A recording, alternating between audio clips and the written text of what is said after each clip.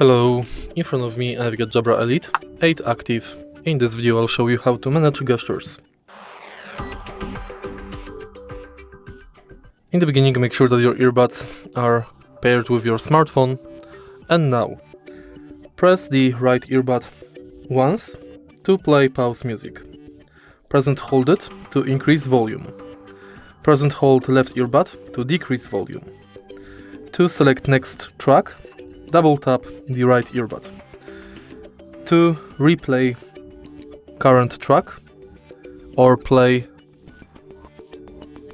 previous track, press the right earbud 3 times. Next, press left or right earbud once to answer the call.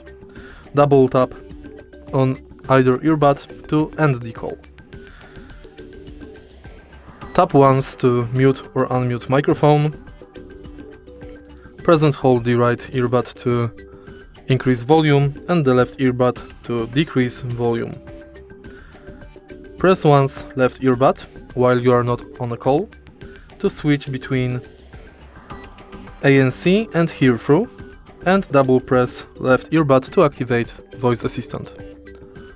And that's basically it. If you find this video helpful, please leave like, comment and subscribe.